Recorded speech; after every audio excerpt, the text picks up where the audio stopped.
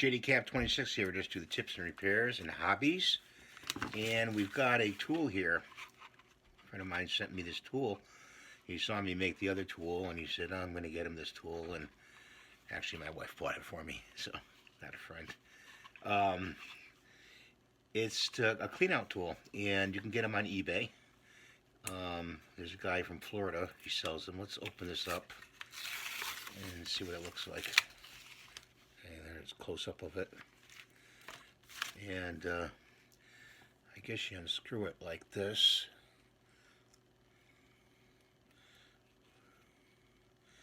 And there's the tip of it. That's to clean your nozzle on your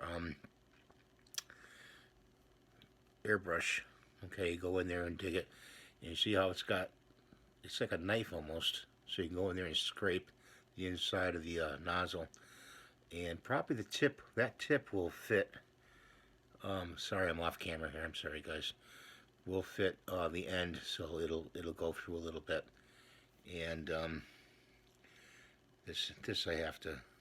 You put the two together like this to close it up. And I'm going to hang this right up on my magnet.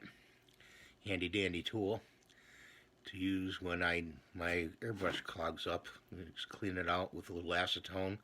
Like remember I showed you drop the nozzle into the acetone for 5 minutes, take it out, drain it, and then you use this tool.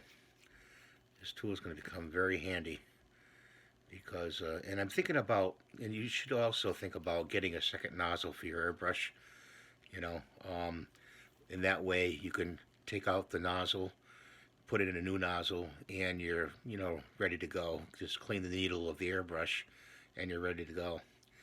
So that's what I want to show you today, and thanks for watching. I hope you're having good holiday. It's, the holidays are coming up really soon, and I think please rate, subscribe, hit the notification bell, and thank you for watching. Have a great day.